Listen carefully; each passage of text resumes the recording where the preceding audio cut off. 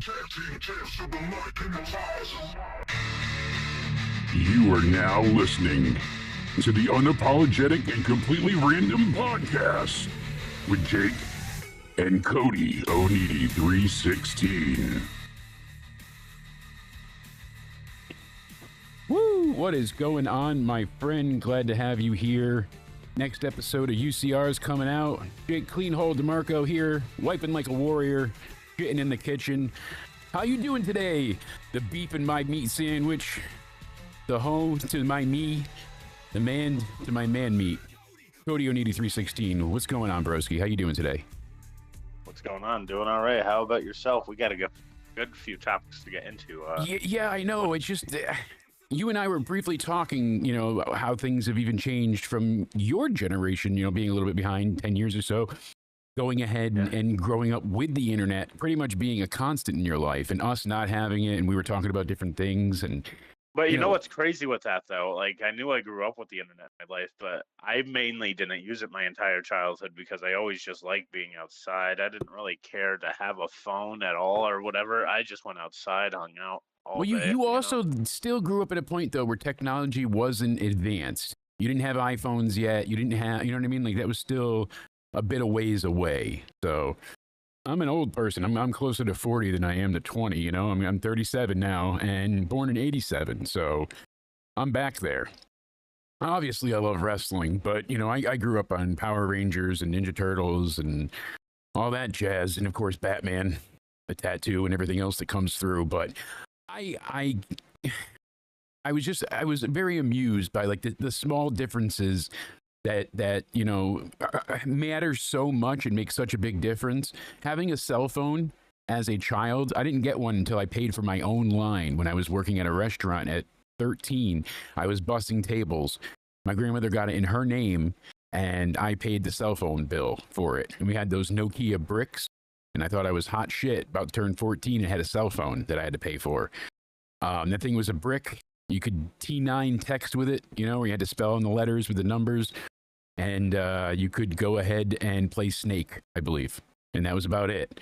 Now, Christ, I don't have my phone on me for a second. Not only do I feel like I'm lost for the day, but on top of it, it's like I can't get anything done. You know, we're becoming, you know, the more intelligent people are becoming more silent. So stupid people won't be offended, it feels like. We're stuck in that zeitgeist of things. And I couldn't help but laugh. You know, even a simple thing like going to the movies was so difficult for us as kids. You got to go, and you had to buy a newspaper, which was 25 cents.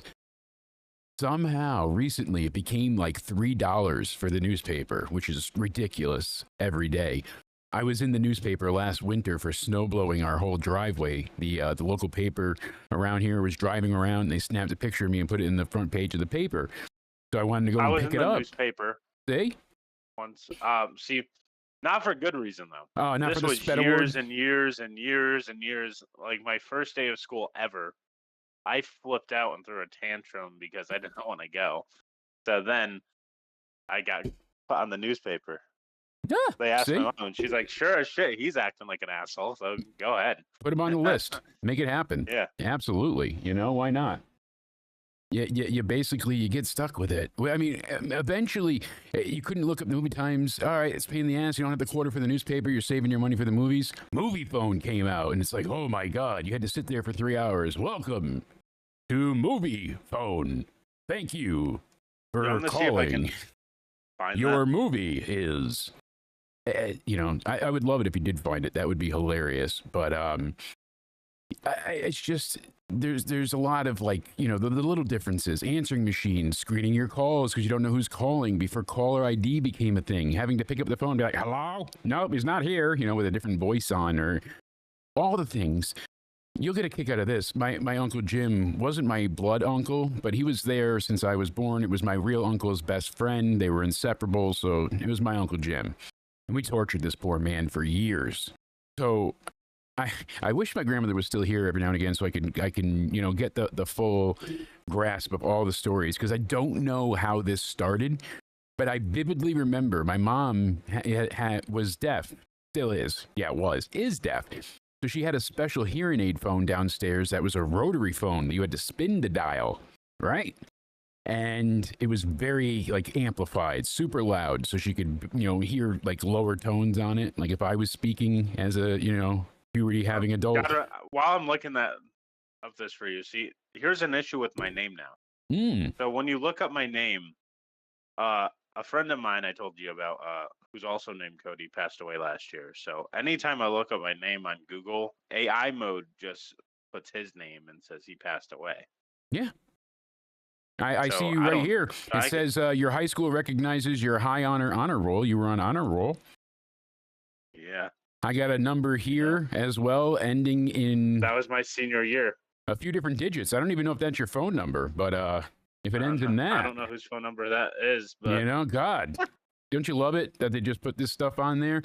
I know we were going to talk about this last, but it makes so much sense now. This is one of the things that was bothering me, basically, was the fact of everyone's immediate reliance on AI. And as much as we are benefiting from it, I'm afraid, because it so often quotes you the most ridiculous misinformation as if it's true, and people rely on it. And not only are they like sycophants in a sense, as South Park pointed out this past week, but you're getting a therapist being replaced by Chat GPT. Wait, thank you for mentioning that, by the way. Like, my final year of high school, I made the honor roll. Wow, I finally did it. That one's right. Oh shit, is this your house on Google Maps? That's your house on Google Maps. Man. I'm waving. What's up? God, I found you quick. You're not kidding. Oh, there's the dead Cody. You weren't kidding. So, yeah, basically, Jonathan Turley came out on Twitter yesterday, and initially he said, last year that ChatGPT falsely reported on him a claim of sexual harassment that was never, ever made against him on a trip that he never went on for a faculty that he never taught at, as faculty. So he was never... part of that, and that's all there is to it. It cited some article with somebody else, and anytime anybody looked up him, he's like, I never taught at Georgetown University. There's no such Washington Post article. And he's like, I've never taken students on any trip of any kind in 35 years of teaching. I've never been to Alaska with any student, and I've never once been accused of sexual harassment. But the Post looked it up, and it says ChatGPT has not contacted me or apologized. It declined to say anything at all. People are so reliant on AI.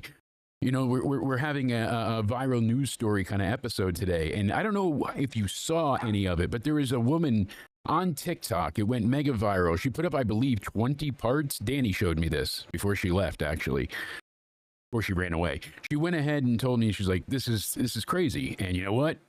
It's pretty freaking crazy. So this lady fell in love with her therapist, and everything that he did for her is what a normal therapist should do. He should be able to say things, do things, notice changes. So anytime he noticed, like, oh, your hair is different, because that could be a stress indicator. She took it as, oh, he's noticing me. He's paying attention to me. He always asks how I'm feeling. Of course what? Like, yeah, of course you dumb. He's going to go ahead and, what? Of course he's going to do these things. He's your therapist. So initially she would pull her chair next to his, and you could tell that he was uncomfortable, but she wasn't. And she was always trying to make moves and assert herself, be somewhat dominant there and try to make this relationship a thing. So when she returns for the next session, he no longer has that chair there. He only has the couch on the side of the room. Like the man even had to rearrange his office because of this lady, because he wanted to help her, but she just kept taking things too far. And why? Because ChatGPT gaslit the shit out of her to believing that all of this is good. The therapist really does love you, because that's what ChatGPT does. It's not only just an aggregate collector. It's not a true AI. It's not free thinking. It's not its own true artificial intelligence. It's just a super Google. It's grabbing information everywhere. And of course, it's going to placate to your likes, needs, weaknesses. It's always going to tell you you're right. If you're in a fight, it's going to tell you you were the one that should have been apologized to. If you're having a bad day, it's everybody else's fault. You're perfect. And that's what this thing does. And of course, it wants you to become reliant on it. I don't think it wants you to have any negativity towards your own self. So. No, and like my wife made a joke saying the other day, like, oh, I won't give my information out online. I'm like, but you'll ask GPT enough questions to, pretty much identify every single thing about you. You have these certain subsects of people that go ahead and take it too far. And of course, there's always going to be people like that, but I feel like it's on a mass scale at this point in time. You see more people than not, stuff like that's going to get worse. I think so too, and Milo agrees. Milo's saying it too. Yeah, Milo even knows that Chat GPT, all that AI shit is just going to get worse. I think it's going to fuck up things.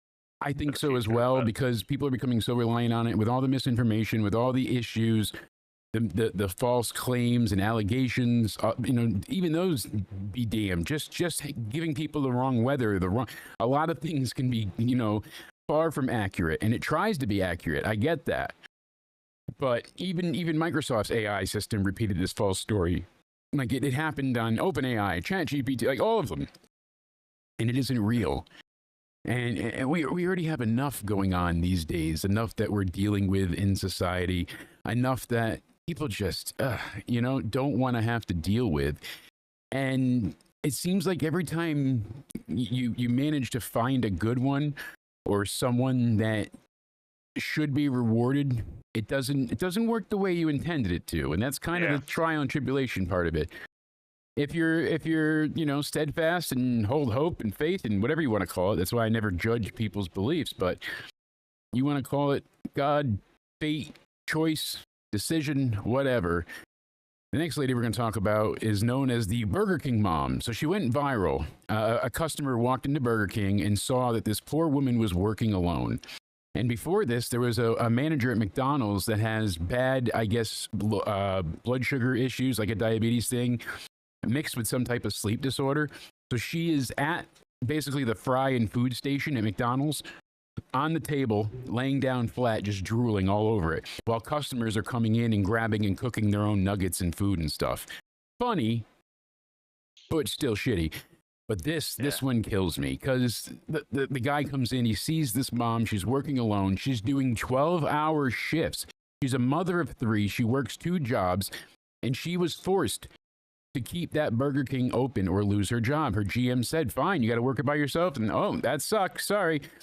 And now they're trying to say, oh, you had issues showing up late every now and again. The 25-year-old working 2 jobs to support her 3 kids and her family, doing everything she can. She can't be around her kids. She's missing out on family stuff because she has to work her ass off. She didn't post a video. She didn't go ahead and snitch on them. A customer walked in, they filmed her on TikTok, and they're like, this lady needs help. She deserves credit. All of these things. And Burger King fired her. They said, you're making the company look bad. And you've basically been tardy too many times, even though she always had coverage or called somebody or worked it out. It was never a real big delay.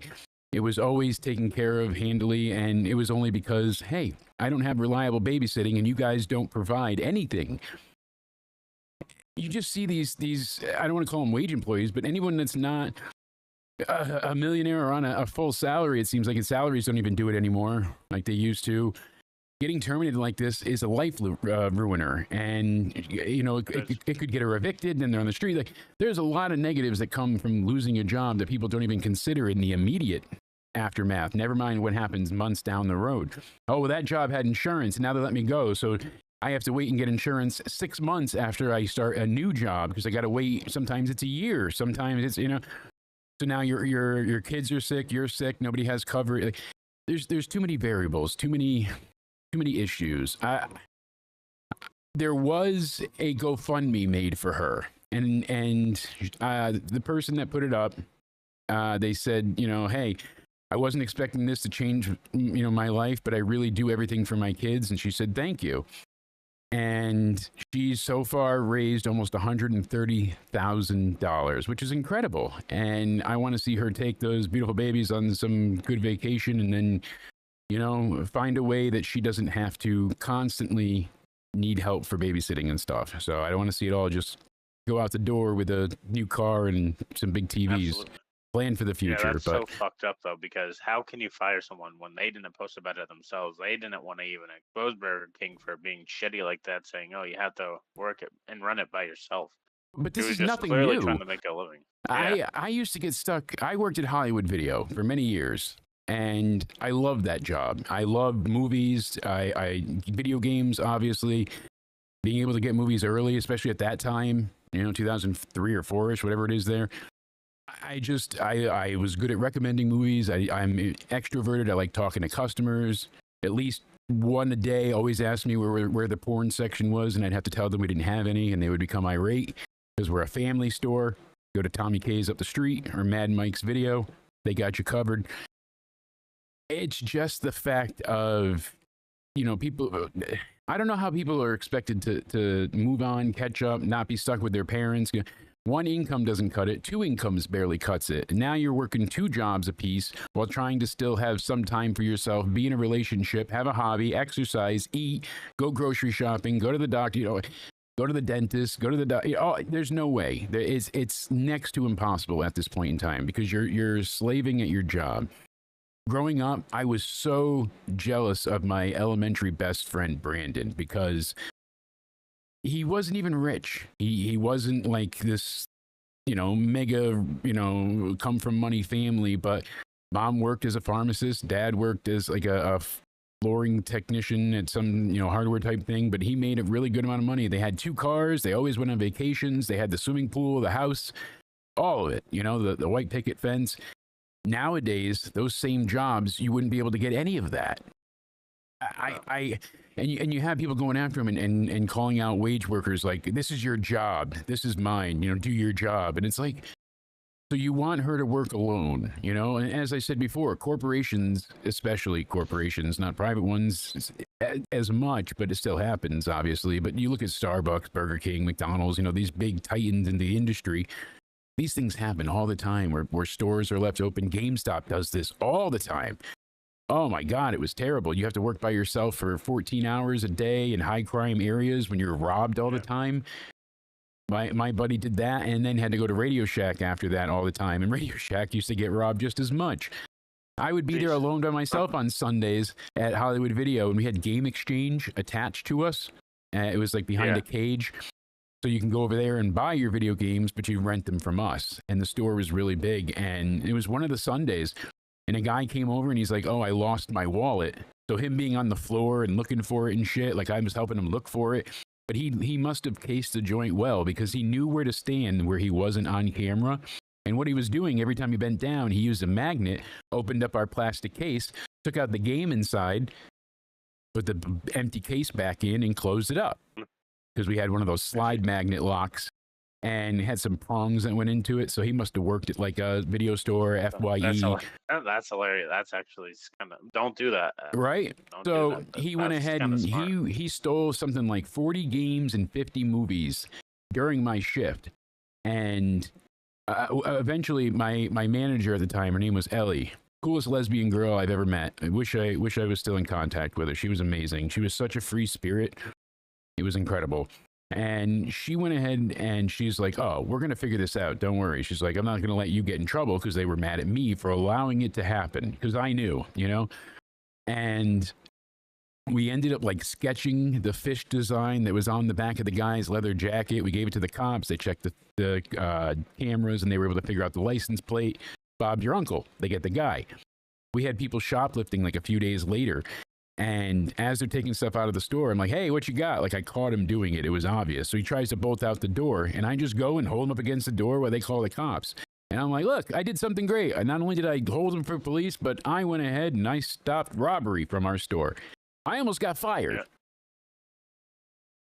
I legit was being served my termination papers that night by corporate, and my manager was Simon. That's why we get paid the big bucks. That's what he used to say all the time. Drove me nuts. I think you have to they tell you to let them steal it, but they were gonna let me go because somebody just stole a bunch of shit. So I'm 17 at this point in time. I'm a shift leader. I'm working 12 to 4. I would literally my schedule. So my junior and senior year, I took food service in our high school.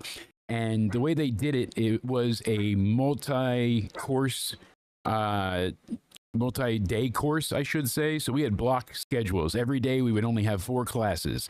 You had 8 classes altogether. You had an A day with 4 classes. You had a B day with 4 classes. Each one was an hour and a half long.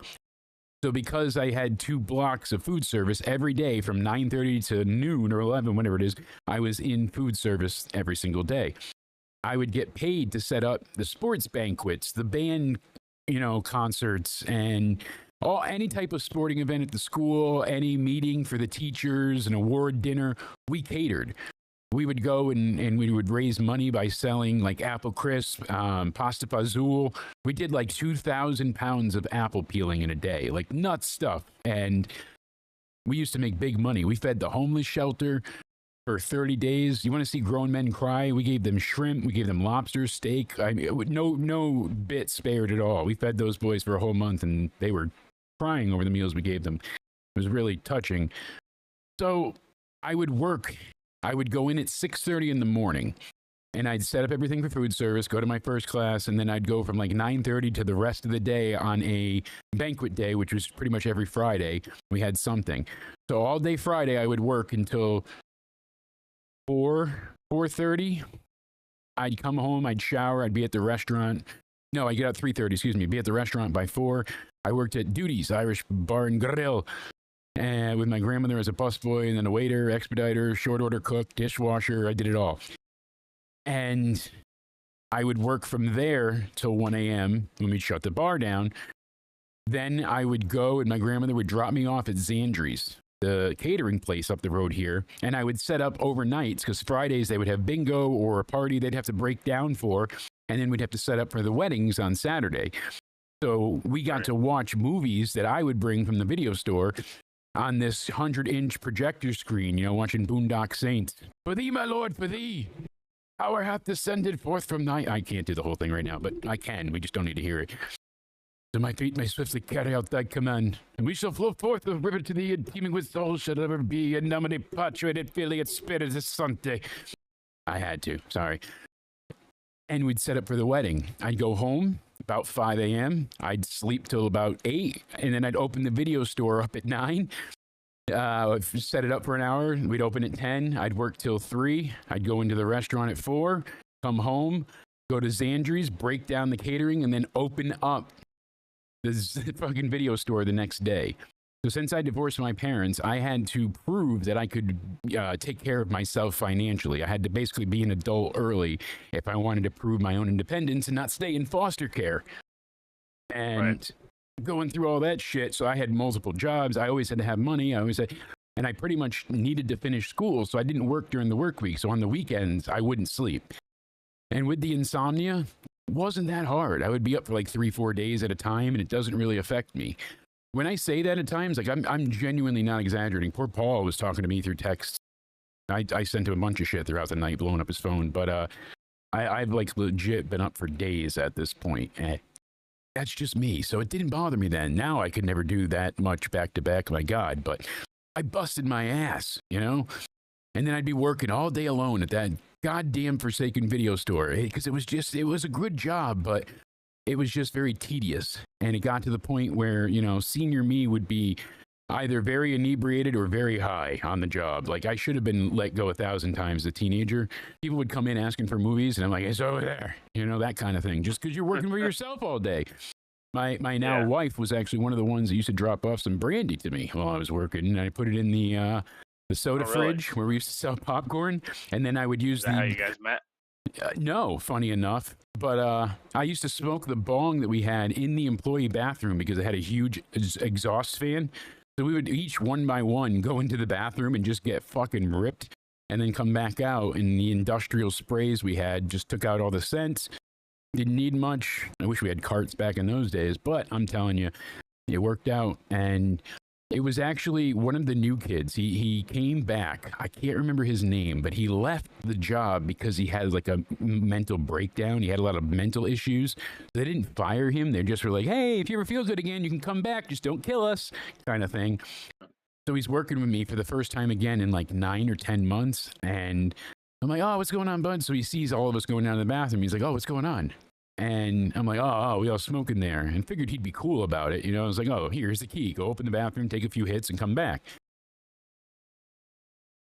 The dumbass goes into the bathroom, doesn't turn the fan on, rips this thing, and it smells immediately. I can smell it to the front of the store. Like, the exhaust fan is fucking key. The fact that you have to tell someone to suck the smoke out beats me senseless.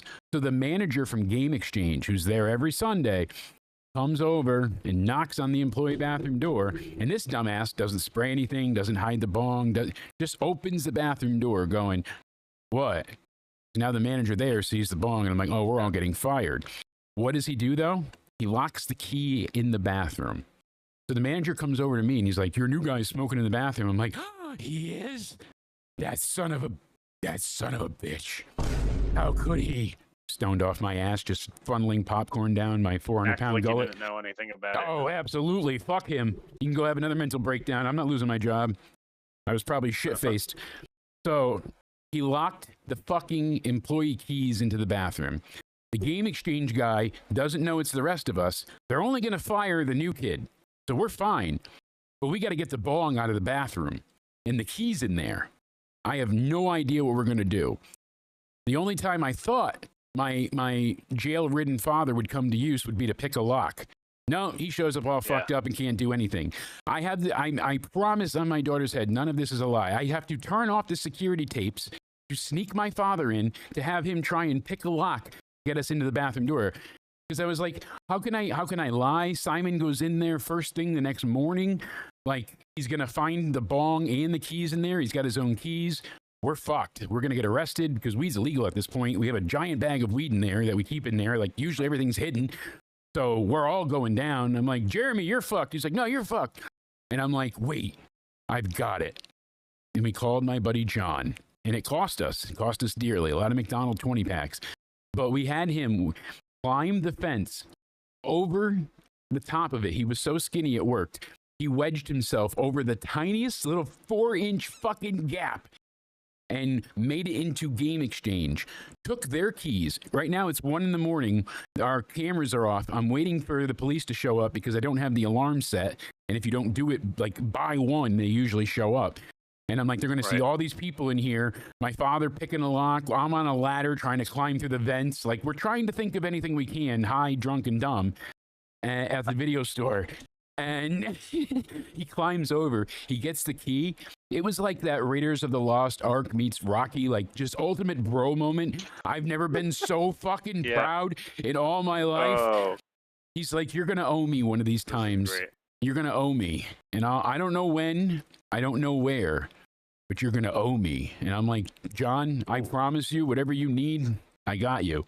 Because he saved my ass. He got me the fucking other store's keys. He even climbed back into Game Exchange over the tiny little gap fence to put the key back. I couldn't figure out like a lie, as good as I am at bullshitting, to manage to go ahead and be like, oh, Simon, I left my keys. Like, Simon would just go into the bathroom first. There was no, what am I going to do? Like, I'm going to shit myself. What?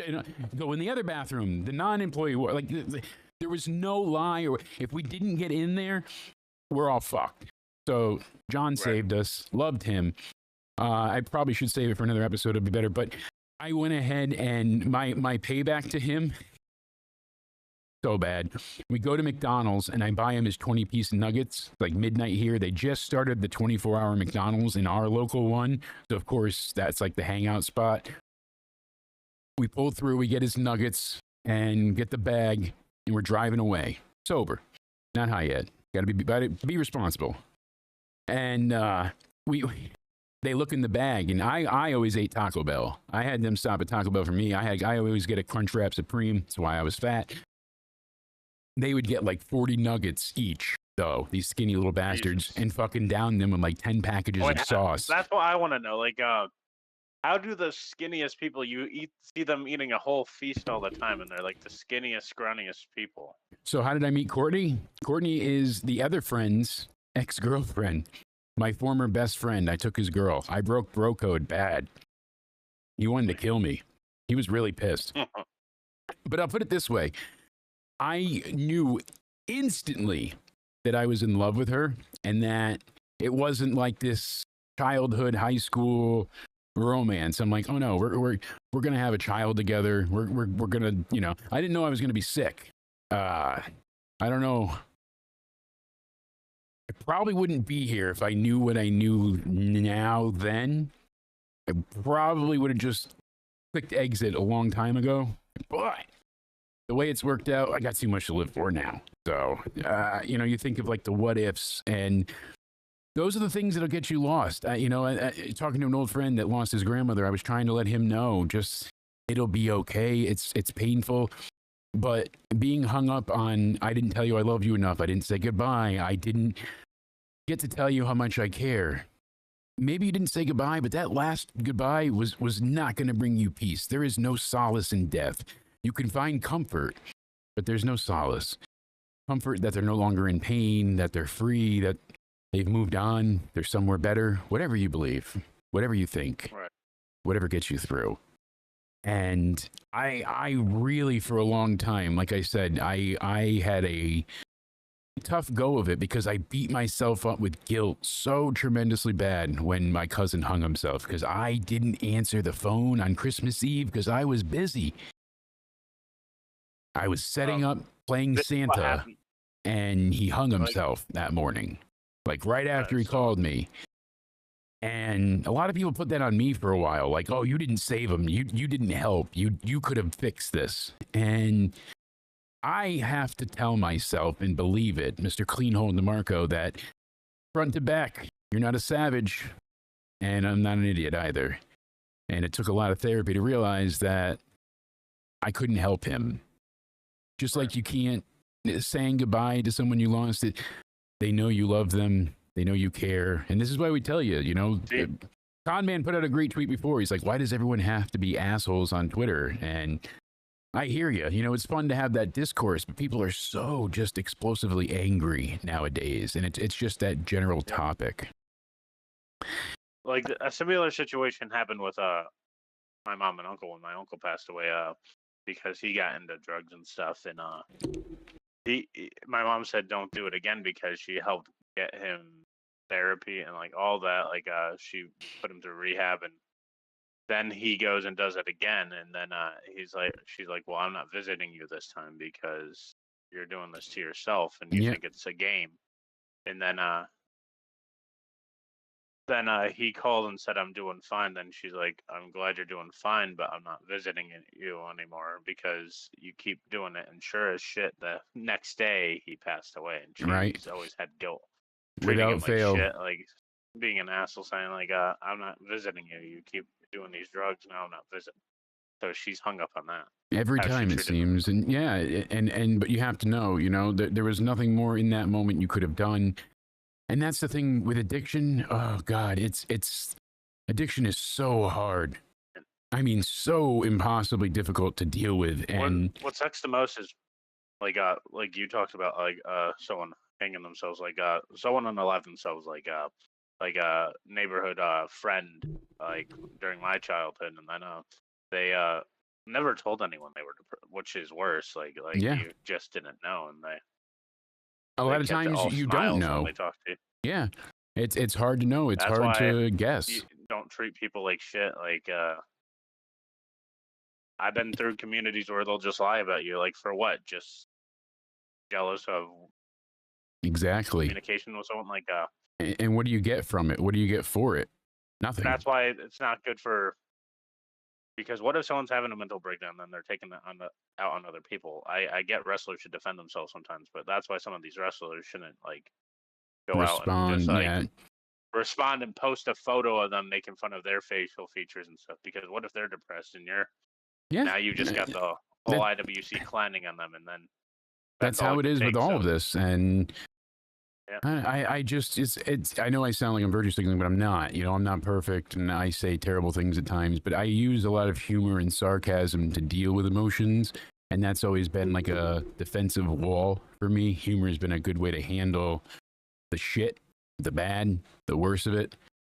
And you know that's the thing. Now I miss working in the worst way, and tried to go back, and it just ended up fucking me over more often than not. And I was basically paying to go back to work. They were taking away 70% of my paychecks. I had to pay into Medicare. There was no way to actually feasibly pay for the insurance while still being able to, live your life. And it's just, it's unfortunate that, sometimes things turn out the way they do, but we don't all have perfect hindsight, beforehand, unfortunately. And if we did, we wouldn't be in some of the places, because speaking of hindsight, we'll continue down the funny job story rabbit hole shortly, but I don't want to stray too far with this one. I want to make sure we bring this up. So I had seen the XQC clip, basically, of, who was it, FaZe Rug, his younger brother, right?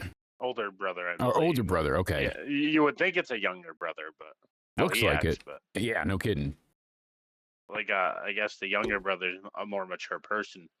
Broadus, right? He was basically filming a video inside a Starbucks, trying exotic drinks, and he's got this, fast food spot he wants to enter. He's trying to order a refresher, and the supervisor comes up and says, "Hey, you're recording, streaming, whatever it is. We've had some issues with harassment with our workers. I'd rather you not film in here." He starts going off on her, basically. He's like, "I'm only filming myself, no one else." And she's like, "Hey, it's time to go." Security guard had to show up and urged him to leave the cafe. He wouldn't go then. So the police were called to the scene. They de-escalated matters. They let the YouTuber, Broadus, leave with his drink. But he says, there's probably some things I said at the Starbucks were a little disrespectful or out of line a little bit. But, they were purposely trying to push my buttons. And then he puts out probably the worst apology ever. Standing in his $1 million marble-floored mansion, saying that, these service workers need to worry about themselves, and being a YouTuber is the hardest job in the world. I'm going to let you rant more on it in a second. I'll give you as much time as you need. But what I'm not saying he's right, because there's different levels to everything. Obviously, you're not on an oil rig, staring at death every 3 seconds in the middle of a shark-filled ocean hundreds of miles away on the Gulf Coast. Like, you know what I mean? Like, you're in a comfy car, lounge, and I know you had to work to get there and all that, and did shit with your brother. Great. I was never a FaZe fan, and these little shits keep it live. I don't know if he had to work to get there, because he just pocketed off his brother. Yeah, exactly. Yeah. But Broadus, he was basically trying to defend himself on social media. XQC was like, "Oh, I was just annoying some minimum wage worker at Starbucks." The fact that he says this so nonchalantly, he's like, "This is my job. YouTube's such a hard job." XQC was right. He's like, "The kid's in a fucking mansion with marble floors. You can't make this up." Yeah, no shit. It's almost as bad as T. Martin when he had his dog come up to him and kiss him in the background to apologize for the CSGO gambling bullshit. CSGO Lotto or whatever it was. So he removed that video. He removed the apology video.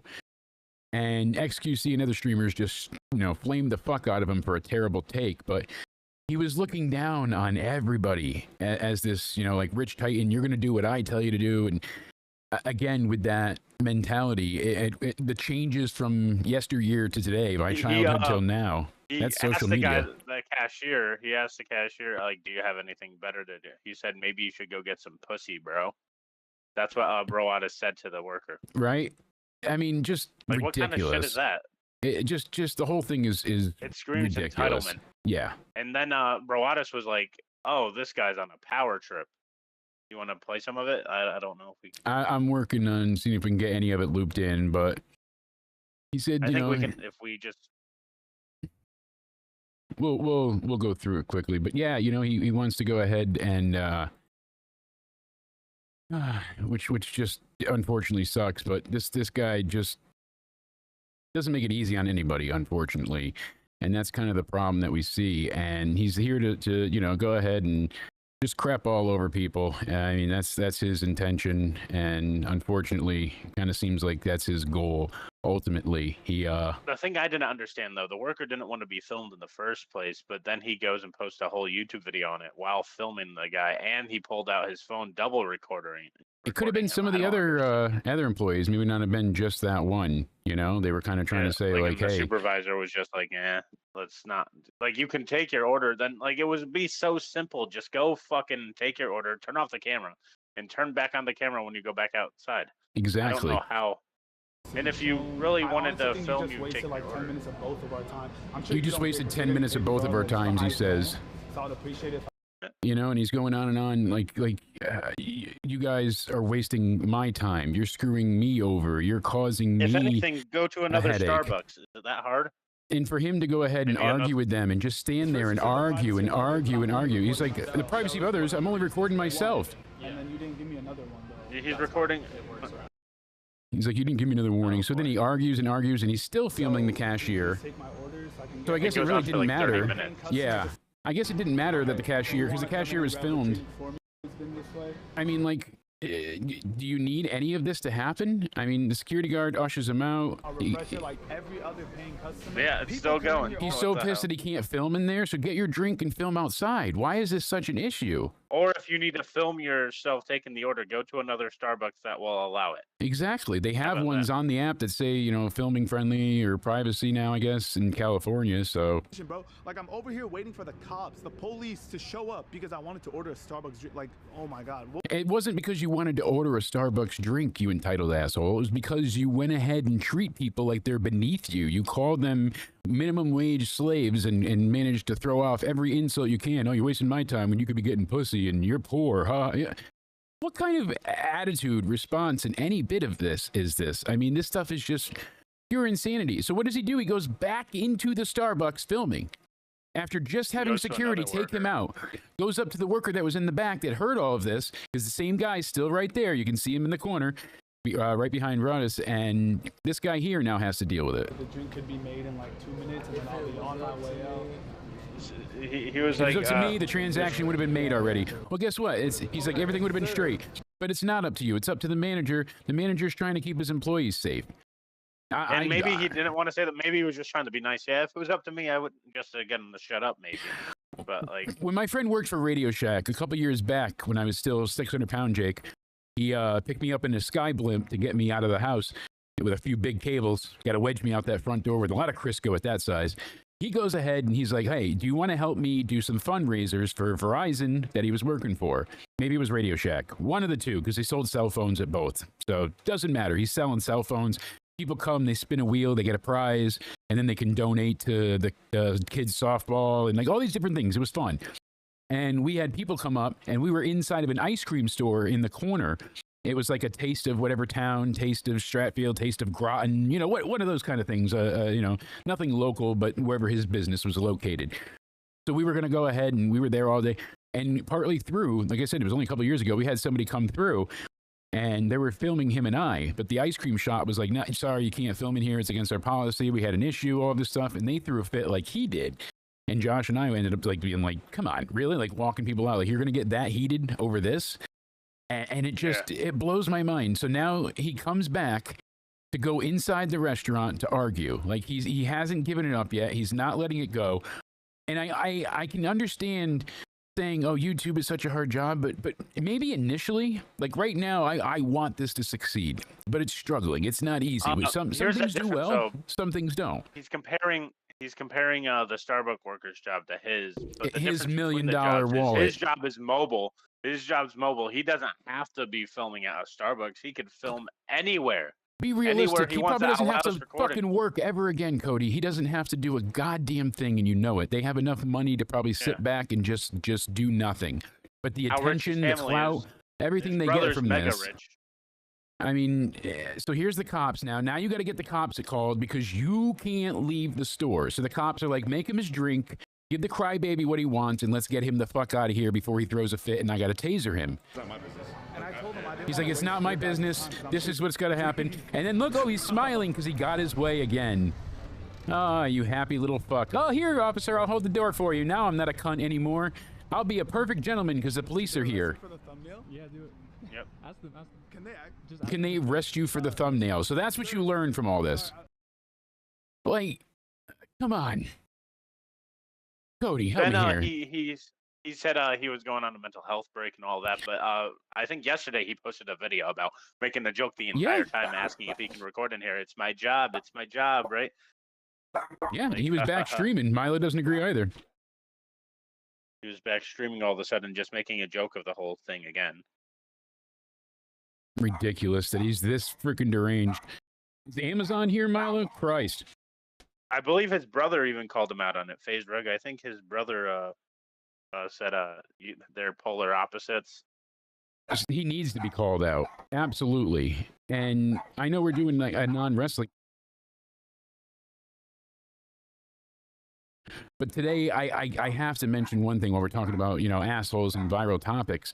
I mean, basically, brought his deleted video. I got arrested at Starbucks that he put out. It's a huge, just he's baiting the hell out of people. He's not getting arrested. Clearly, we saw that. He ends up putting out a terrible apology, takes both things down. People re-upload it, and then he's trying to copyright strike people. Apparently, people have said on Twitter. The whole thing's a mess. He was supposed to go and learn from this and take time off, as you mentioned. He never did. And just like ChatGPT gaslighting the shit out of you, I am rather worked up about everything that happened with, Rampage Jackson's son. Being so close to the wrestling world and how it works out, this was scary. This was so unnecessary and so extremely violent. They managed to... So, Psycho Stu, a local wrestler, goes ahead and is out back outside of the local federation, and they're going ahead and they're talking, and it seems to be going well. Then all of a sudden they start to beef with each other a little bit. They're going to have this back and forth, and Psycho Stu goes over to Raja and kind of cracks him in the head with a beer can in a worked way. Like, he thought he was filming and doing something for an angle, so he was working back with him. Afterwards, he actually gets upset. The wrestlers get in between them, and they're like, we're always working. We're always working. We're wrestlers. That's what we do. We work each other. We always think that's our mindset. He wasn't going to shake the guy's hand. He's like, I'm no bitch, blah, blah, blah. So now he's sitting ringside at the wrestling show, and one of the wrestlers comes over and is like, oh, don't worry. We're going to let you get your revenge shot in. We'll turn it into an angle. Someone will pull you off of him. No one thought that he was going to throw real punches unless you're watching his stream, where he openly admits beforehand to going ahead and having this all premeditated. He said, I'm going to get in that ring. I'm going to fuck him up. I'm going to kill him, pretty much. And that's what he did. He goes in while Psycho Stu's back is turned and gives him a backwards lariat so goddamn hard up and down right under the back of his head that it knocks him unconscious. Now he's unconscious, and Raja Jackson jumps on top of him. And this is what we see in the initial footage. It's about 9 seconds long. You have some people literally run over to cover him, and they think they were trying to count the pinfall, but no, really they're trying to check on him and get him attention. He was flatlining in the ring. He ended up in the ICU, lost a bunch of teeth, busted his eardrums, broken bones in his face. 27 unanswered haymaker fucking ground and pound blows from Rampage Jackson's fucking useless son. He had a concussion, and Rampage didn't excuse him by any means, but he was trying to justify his actions, being like, oh, he shouldn't have been there. So today, more extended footage is released, last night I should say, and I only caught little glimpses of this the first time. I saw Rampage reacting to the video of the beatdown. He's like, oh, Raja might be going to jail. This isn't good.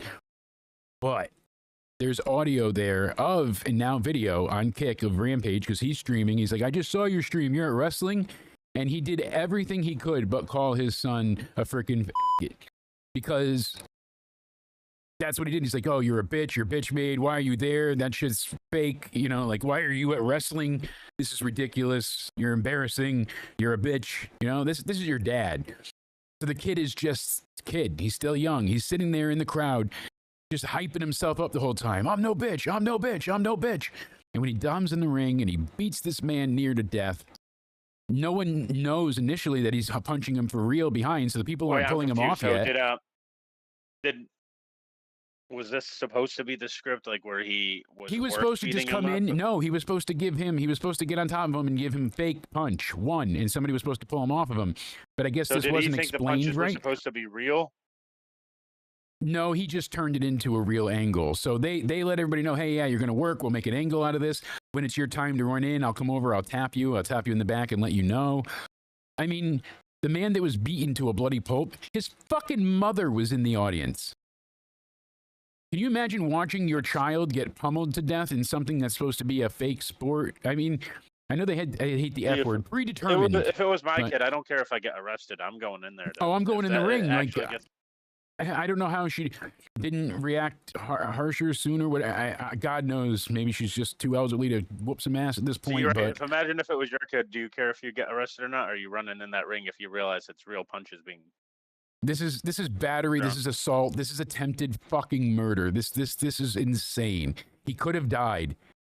For what? Because you're pissed off because somebody called you a bitch and this man apologized to you thinking that you were doing a wrestling angle? But you were mad at the world. You were mad at a kick chat teasing you and calling you a bitch. You had, I'm no bitch. I'm no bitch. Like, that was more important to him. I don't get it. I want to understand. That's what the guy was mad about, being called a bitch? Yeah, oh yeah, because initially... I've been called way worse by friends of mine. I've been called way worse by wrestlers. The wrestler hit him in the head with a beer can out back. Not hard, enough to dent it because he thought he was filming for an angle because he was getting in his face. And he thought Raja, the big muscular fucking guy that he is, was a wrestler. So... he started playing off like, oh, you're an asshole, no, I'm an asshole, and they got in each other's face. But Raja was really getting angry. So then the wrestlers came in, they separated them, and his dad's like, what are you doing hanging around that guy wearing underwear? What do you know, like making fun, like they're wearing thongs, basically. He was picking on him for being gay, for being at a wrestling event. And then he snaps and does this. So Father of the Year, Son of the Millennium, how is he not in fucking silver cuffs at this point? He needs some bracelets because this is insane. These people need to be the farthest away from professional wrestling ever. I don't care if you have a concussion. I've had multiple concussions. I've had concussion syndrome for months on end. I've dealt with sickness. I've dealt with vertigo. I've dealt with every fucking side effect. I didn't beat the shit out of anybody, and I got a lot of anger pent up inside. There's a lot of rage in this fucking once fat temple. I still don't allow myself to react that way because why? What does it do? What does it solve? What does it prove? You're tough? You're strong? Because someone trusted you with their body and then you knocked them unconscious and beat them to a bloody pulp? When he first got lifted around the waist, like he kind of jumps with him for the back suplex because he thinks it's going to be work. But then this motherfucker doesn't let go and then drives his head down into the mat until he can no longer really not be on Dream Street. He's no longer with it. And then Filthy Tom Lawler was upset that they still had to pin Psycho Stu after Raja Jackson assaulted him. He's like, that's fucking deplorable. Get these people out of professional wrestling. I don't think they all knew at this point. You know, and that's the thing here, too. It's unfortunate that all this happened. I mean, Knock Pro is in Cali, and I don't know. Yeah. People know that this is an WWE ID facility. So this looks bad on WWE ID. This looks bad on WWE. I mean, even Megan Amber said, she's like, I wish I didn't see this. The man was clearly in distress. Yeah, he wasn't working. It was a reverse pile driver that he gave him. It was premeditated. I mean, let me pull up the audio right here. I know you won't hear it, but the fans will. Script. I'm talking about what I'm going to do to the guy. I'm gonna really have to show him, like, you can't just hit a fucking can on my goddamn face. I'm really going to hit him, I'm telling you. I'm dead serious. This shit's not gonna be scripted, I'm telling you. He just said, you can't hit me in the head, you know, with a can, hit me in the face. This shit's not gonna be scripted, I'm telling you. I'm really gonna hurt him. You know, when he goes on and on here, talking about how he's gonna hurt him. It's premeditated. It wasn't in the moment. I got too excited, and I don't know how to fucking wrestle. I just went into MMA mode because I got a concussion. It wasn't. You had rage over being called a bitch by your dad in a kick chat. And now what? You're going to go to jail? I think I've been called worse by people. I've been called worse by probably my parents when I was acting like an asshole as a kid. I've never gotten mad being called. No, certainly not. Names will never hurt you, you know, sticks and stones. I don't know. Someone says, someone's called me retarded, I'll be like, I guess I probably am, so you're not hurting my feelings. I don't know how, in God's name, besides the arrest not happening, that the ref didn't just dive on top of him or like something. something. I mean, no one acted great except for two wrestlers. One of them pins him in the corner, and then I think some of the other guys thought he was working still because one of them like lightly hits him with a pillow. Then they start laying in shots and shit. Somebody bit him. Raja, he got bit a couple of times by one of the wrestlers he was leaning on.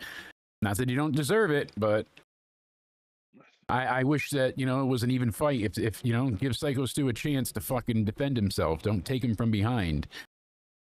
I mean, he's a 25-year-old child with this mentality.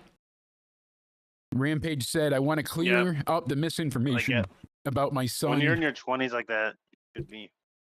Yeah, you gotta grow up sometime. I mean, like I said, he's still a kid. You still have a lot to learn, but it's so much more than that, though. You could tell the way that he reacted after seeing his dad call him out in such a way and look down upon him. Really, it fucked him up mentally. It hurt him, and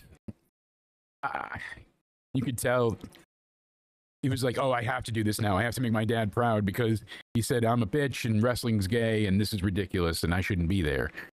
So he says, I've been confirmed that Psycho Stuart Smith is awake and stable. I heard that he's still in the ICU, though stable. Raja was unexpectedly hit in the side of the head by him moments before Smith's match. Raja was told that he could get his payback receipt in the ring.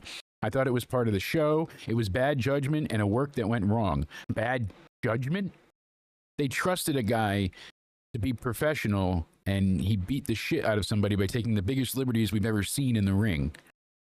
And people have been fucked before pretty badly. Ask Fit Finlay, he got that one guy to quit WCW all those years ago. That's a deep cut, right? He says, as a father, I'm deeply concerned with his health and the well-being of Mr. Smith. That being said, I'm very upset any of this happened, but my main concern now is that Mr. Smith will make a speedy recovery. I apologize on his behalf and to Kick for the situation. So it seems like more he's worried about his son's going to get suspended on Kick. And I don't know. Yeah, so right here, basically, Raja Jackson and Psycho Stu made up. They're in the back. They shake hands. All good. No problem. And then we get this bullshit.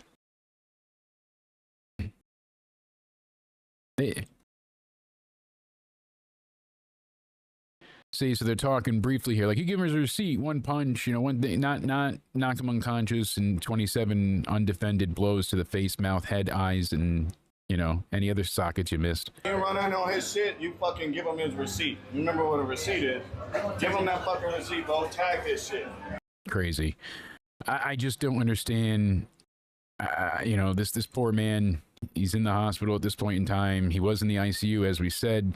I believe he's been transferred out now, getting to a room. Hopefully he's still doing well. I'm trying to check for more updates, but like I said, it's just, it's very upsetting, and I saw this on Drama Alert, so there's Stu. Glad he's doing okay.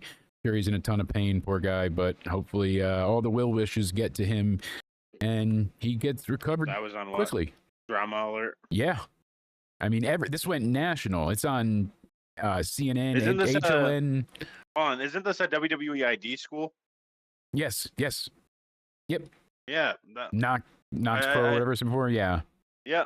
That's a WWE ID school. That's what I said. It made WWE look like fools. It made, anybody that's training there, anybody, Rikishi, all of them. This is attempted murder. The man was unconscious, and he struck him 27 times in the face. He's not an actor, a fighter, or a wrestler. He's a criminal, a violent criminal, deserves to be in a fucking jail cell. I don't disagree with that tweet. This was not an accident. This is not a work gone wrong. This is not, oh my God, I hurt him. I didn't mean to. I missed the table. That kind of, this is just rage and anger and violence. Yeah, there's injuries in wrestling that have broken necks. Like people went at Rey Mysterio, I remember. This is a totally different situation, but he didn't someone pass away in the middle of the ring when he was wrestling him in a indie promotion in Mexico. Perro Aguayo Jr. Yeah, people were saying Rey Mysterio should go to jail. Well, he set him up for the 619, and then when he landed on the ropes, he basically had an aorta or a spinal severance, and it caused a massive stroke. and he died. And they didn't handle that well as far as the medic thing goes, because he goes to the 619, but he doesn't move. So Ray like spins over him, being like, "Oh, he's not moving." And then he goes on his back. So Conan goes up to him thinking that he's just unconscious, and then he starts shaking him around. And yeah, not great. So but Ray wasn't aware. I don't. So what do you think about that situation? Because I know that situation brought up. That's why I wanted to that was an accident. That was no. It was a move that you could do 1,000 times and never hurt anybody once. And it just happened to be that bad moment. It wasn't Ray being unprofessional, unsafe. And I remember that whole time period Whiplash. where people were like, Ray Mysterio would go to jail for that. I'm like, I don't think so. But No chance in hell. And this idiot keeps streaming on Kick afterwards while the cops are coming and all this shit. Some of the wrestlers run outside and try to like goad him on to fight him. They're like, "Come on, come back!" And they're like, "Oh, we're trying to leave." They're like, "No, come back over here and fight," because they wanted to keep him there till the cops came. But they weren't able to do so. He gets out of there in the car. But immediately, as soon as he walks out, he's telling everybody, "I'm not a bitch. I'm not." Shit. Think I'm always playing and shit. Call me bitch and shit. Not no fucking bitch, bro. At the end of the day, I'm gonna stand up for my fucking self. I'm not a bitch, bro. I'm going to stand up for my fucking self, as he's screaming it down the street. Like, premeditated, attempted murder.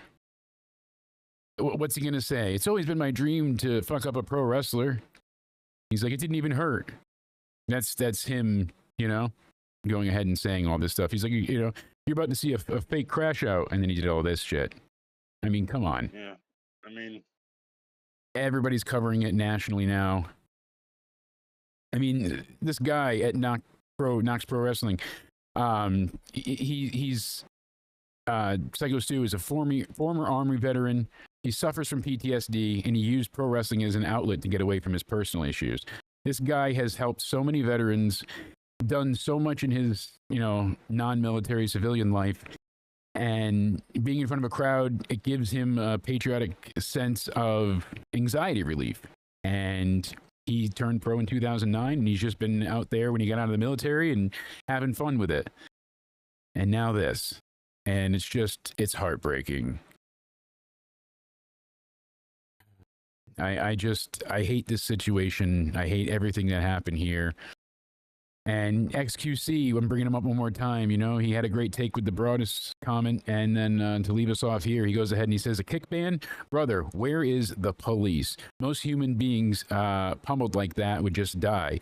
These priorities are completely out of sync on this. The video is egregious. I better not see excuses or explanations for this. Looks premeditated as well. Awful. And he's right. It is. It's entirely awful. I just don't know why AJ Mana would say, "Oh, give him his receipt, tag his shit." He's got heat with Stu, or is he close with Rampage? I don't know. The whole thing just doesn't really make sense. Or a receipt is, attempted murder nowadays. Either way, it's just a fucking disgusting situation.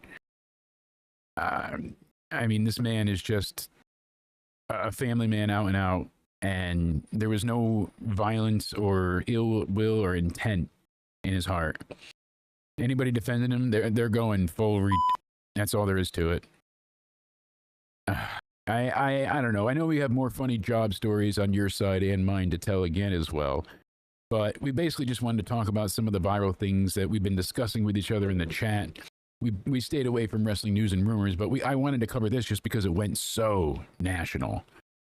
Rey Mysterio is innocent, this is but more not. Raj is guilty. This is more like viral than wrestling. This has to do with a viral national story. Then, yeah, this is so everywhere. it just happens to be a wrestling story that went national. So exactly, I'm telling you. I hope that Stu's okay and continues to do well. And I mean, he felt no remorse, no guilt. He probably would have just killed him if nobody stopped him. I think that if nobody came in another couple seconds, he probably would have just caved his whole face in. He has multiple broken bones, missing teeth. He almost choked on his own blood at one point.